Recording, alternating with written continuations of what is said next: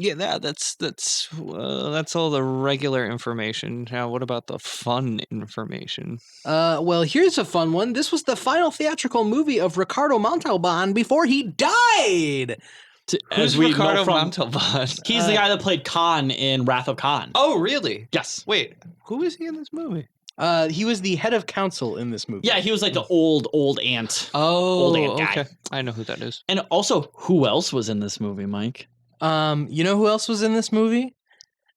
Good old Ally Mack from the Nexium Sex Cult. just what the fuck? Are you fucking serious? Yeah. Like what the fuck? Okay, so here's the thing. We've said this a lot on the show that every single movie involving Nick Cage has similarities.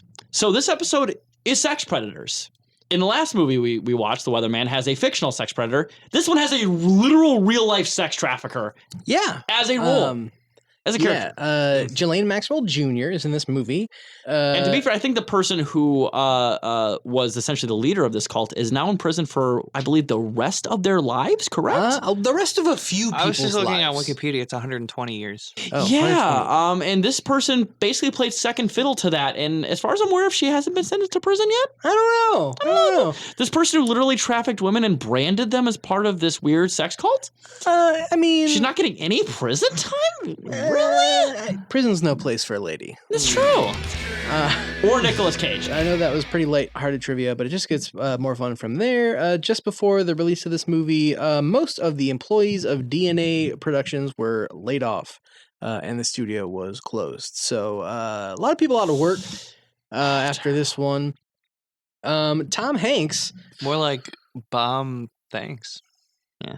Tom Hanks, if you talk to any QAnon people, also a pedophile.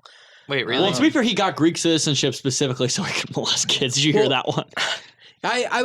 When it was announced that he had COVID, this was at the time the height of me being on my Republican troll account, and so I saw a lot of memes being posted about how he these people believe that he is the leader of the pedophiles. Tom Hanks, for some reason. Really? Yes. Yes. God, but to be fair, fucking I don't know. I can't keep up with all the fucking crazy QAnon theories. You know, I tried to learn about this, and there's so many that I just I gave up. You know, Republicans are really stupid. I think we need to reiterate, right? Because they focus on Tom Hanks, but they completely forget about the literal sex predator that was in this fucking movie. Yeah. But Tom Hanks, QAnon poster boy.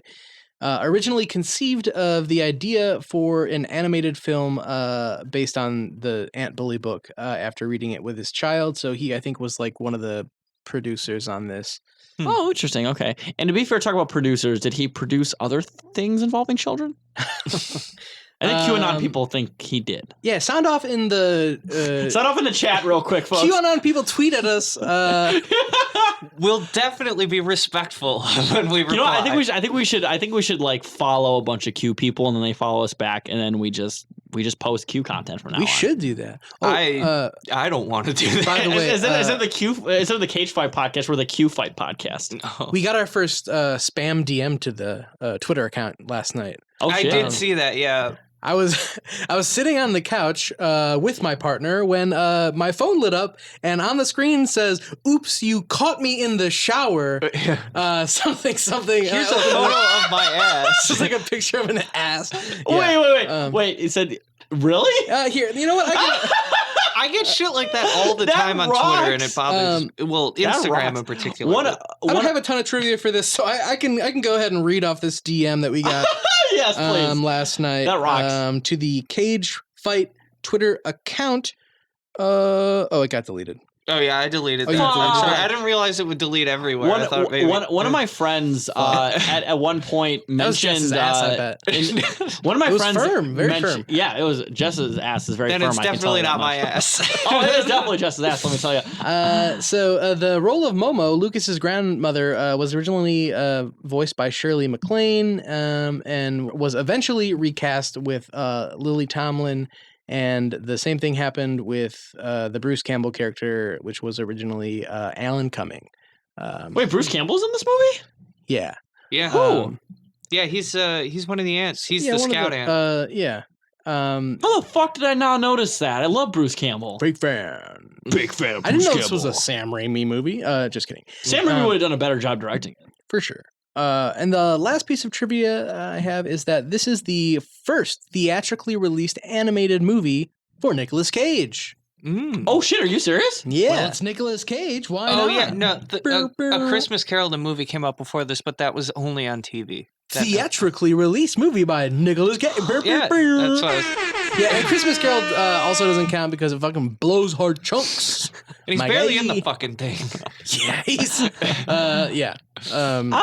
That blows my mind, honestly. It took this long for him to be in a Yeah, it is kind of surprising. Well, it wasn't until like these mid 2000s DreamWorks movies that they started getting regular like live action actors to do voices. Prior to that, like voice acting was done by voice actors, right. and then it was around this time where they started to do it for star power, essentially. I was gonna say, really the first big movie to do that was probably Shrek. Yes. Yeah, which was it was supposed to be Chris Farley, and then he And then he died.